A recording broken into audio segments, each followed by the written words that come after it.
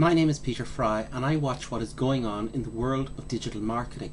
And when I say that, I mean all aspects of it, not just social media marketing, the impression a lot of the general public have of digital marketing.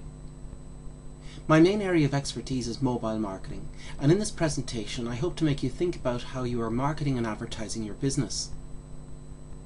This video will only be available for a short while. If you are impressed with the content and are associated with a local business organisation, I do this presentation for a small fee for groups of 20 should there be interest. There has been an advertising revolution during the past 12 years, as the old traditional methods like radio, TV, newspapers and magazines have had to deal with the arrival of the internet and mobile phones. Only 12 years ago, you wouldn't probably have heard of Google, YouTube, Facebook and Twitter, and now they dominate our lives. Let me start by asking a couple of questions that I'd like you to seriously think about. Have you been on Facebook or Twitter with a view to buying something locally?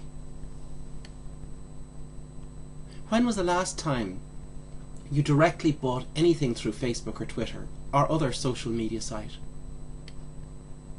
The social media marketers are showing us graphs like this, but things we should do to advertise. If you want to get some likes and fans, you can go to Fiverr.com and buy them for $5.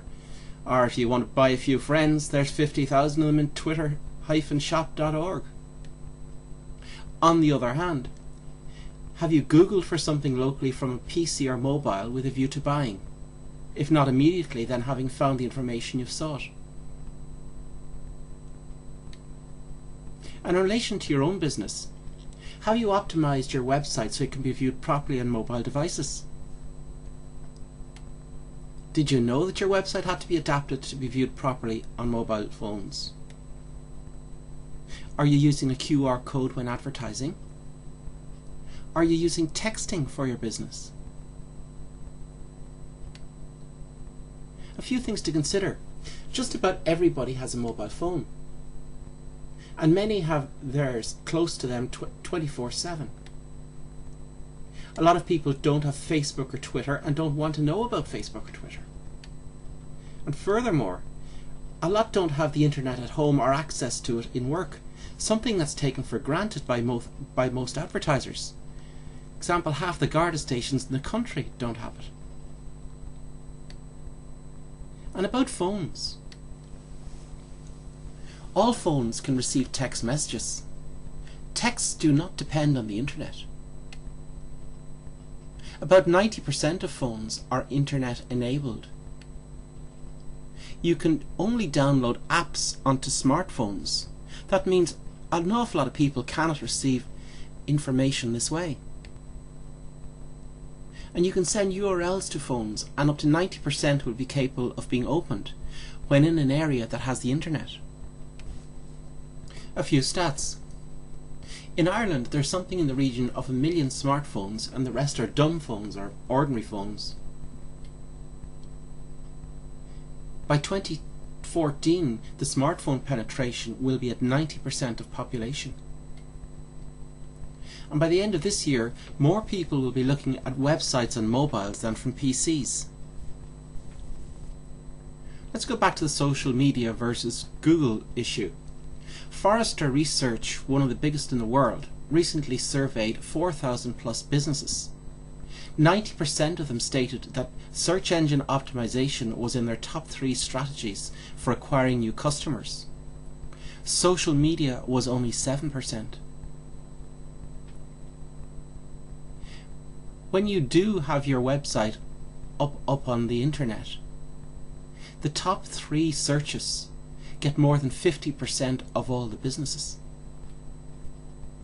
This is a heat map of where the eyes go.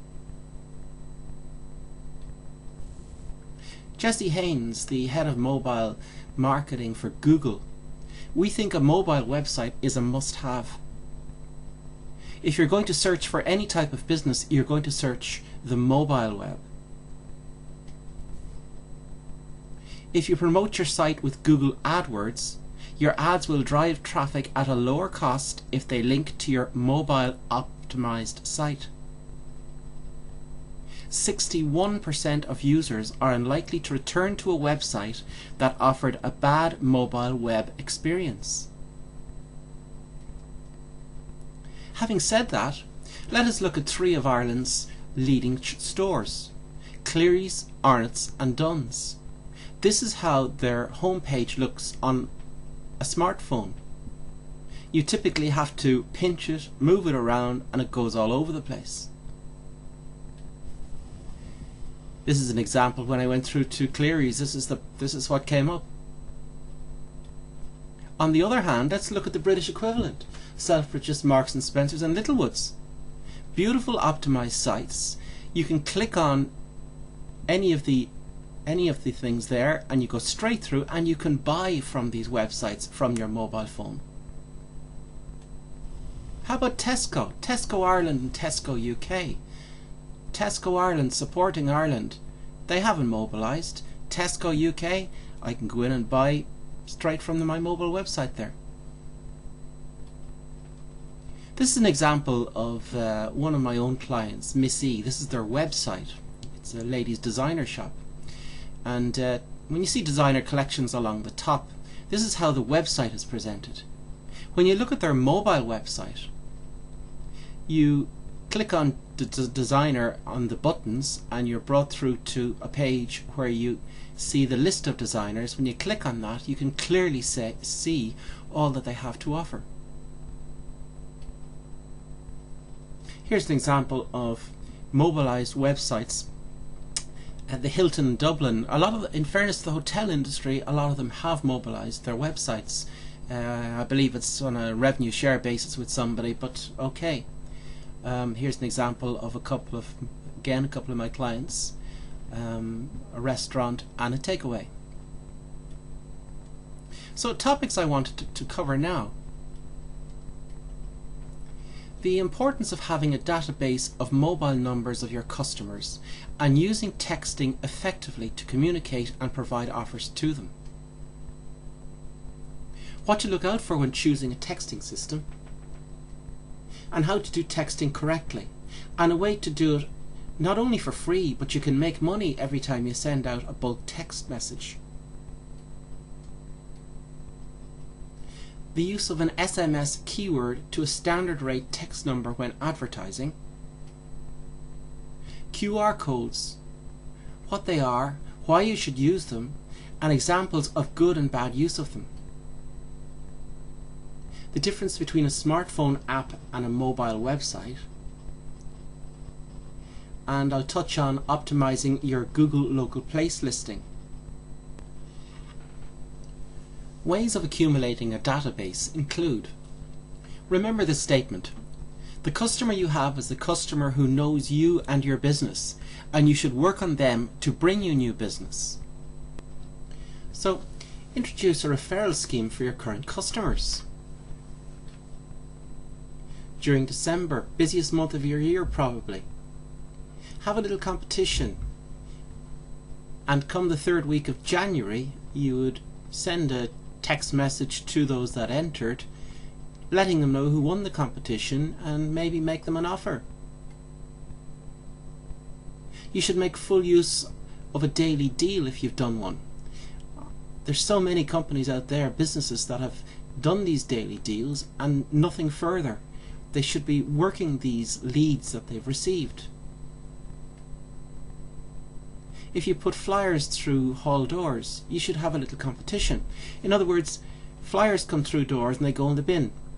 But if there is one with a competition that's free to enter from a local entity, I'm more likely to enter it, and again, a few weeks later when the competition is over, send a text message saying, sorry you didn't win, but here's an offer.